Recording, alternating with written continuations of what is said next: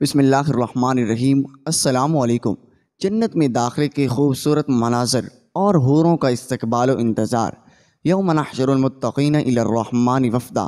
ترجمہ: جس دن ہم نیک لوگوں کو وفد کی شکل میں رحمان کا مہمان بنائیں گے۔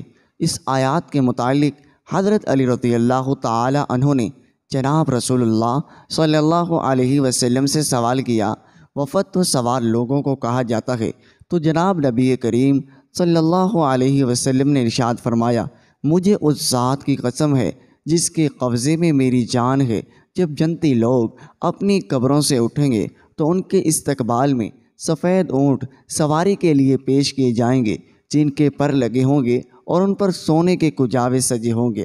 ان کے جوتوں کا تسمہ نور سے چمکتا ہوگا، ان اونٹوں کا ہر قدم تا حد نظر پڑتا ہوگا۔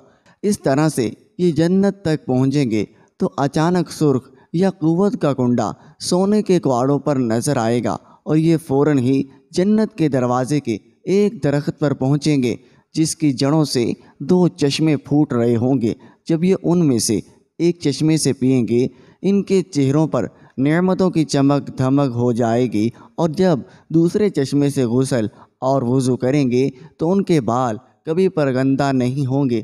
پھر یہ جنت کے کنڈے کو کواڑوں پر پائیں گے تو کاش اے علی تم ان کواڑوں کے کنڈوں کی ہلکی سی آواز سن لو، کتنا راحت اور سرور سے لبریز ہوگی۔ تو اس کنڈے کی ملنے کی آواز ہر حور تک پہنچے گی، جس سے ان کو معلوم ہوگا اس کا خامد اب آنا ہی چاہتا ہے، تو وہ جلدی میں بھرتی کے ساتھ اٹھے گی اور اپنی متولی فرشتے کو روانہ کرے گی، تو وہ اس جنتی کے لیے اس کے مخصوص جنت کا دروازہ کھولے گا۔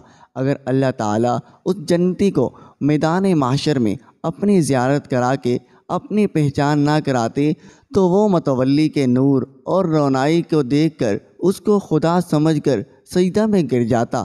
چنانچہ وہ فرشتہ بتائے گا، میں آپ کے کاموں کا متولی اور خادم بنایا گیا ہوں۔ پھر وہ اس جنتی کو اپنے پیچھے پیچھے لے کر چلے گا، تو اس فرشتے کے پیچھے پیچھے چلتا ہوا اپنی بیوی کے پاس پہنچ جائے گا، تو وہ جلدی سے اٹھے گی اور خیمے سے نکل کر اس سے بغل گھیر ہوگی اور کہے گی، آپ میری محبت ہیں، میں آپ کی محبت، میں راضی رہنے والی ہوں، میں کبھی ناراض نہیں ہونے والی، میں نعمتوں اور لذتوں میں قائم دائم رہوں گی، بھی خستہ حال نہیں ہوں گی، میں ہمیشہ نوجوان رہوں گی، کبھی بوڑھی نہیں ہوں گی۔ پھر وہ ایسے محل میں داخل ہوگا جس کی بنیاد سے لے کر چھت تک 1,00,000 ہاتھ کی اونچائی ہوگی، جو لو اور یا قوت کے پہاڑ پر بنایا گیا ہوگا۔ اس کے کچھ ستون سرخ ہوں گے اور بڑ ستون سبز ہوں گے اور کچھ ستون زرد ہوں گے، ان میں سے کوئی ستون بھی دوسرے ستون کی ہم شکل نہیں ہوگا۔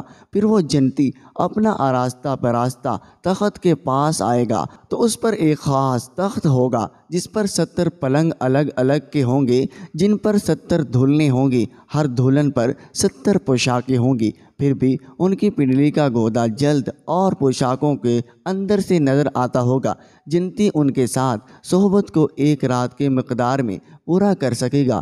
ان جنتی کے محلات کے نیچے نہریں جو پاکیزہ اور صاف ہوں گی، ان میں سے کوئی خردلہ پن نہیں ہوگا، اور کچھ نہریں صاف ستھری شہد کی ہوں گی جو شہد کی مکھیوں کے پیڑ سے نہیں نکلا ہوگا، اور کچھ نہریں ایسی شراب کی ہوں گی جو پینے والوں کے لیے سراپا لذت ہوں گی، اس کو لوگوں نے اپنے پاؤں تلے روند کر نہیں نچوڑا ہوگا، اور کچھ نہریں ایسی دودھ کی ہوں گی جن کا ذائقہ بھی تبدیل نہیں ہوگا، اور یہ جانوروں کے پیٹوں سے نہیں نکلا ہوگا۔ جب یہ کھانے کی خواہش کریں گے، ان کے پاس سفید رنگ کے پرندے آئیں گے، اپنے پروں کو اوپر اٹھائیں گے تو یہ ان کی اطراف سے کھائیں گے جون سی قسم کے کھانے چاہیں گے۔ پھر جب جنتی کھا چکیں گے تو وہ اٹھ جائیں گے۔ جنت میں پھل بھی ہوں گے، بوجھ سے جھکے ہوئے جنتی ان کی خواہش کریں گے تو وہ ٹہنی خود ان کی طرف مڑ جائے گی، تو وہ جس قسم کے پھل چاہیں گے کھائیں گے، کھڑے ہو کر چاہیں، ٹل کر چاہیں۔ اس کے متعلق اللہ تعالیٰ کا ارشاد ہے،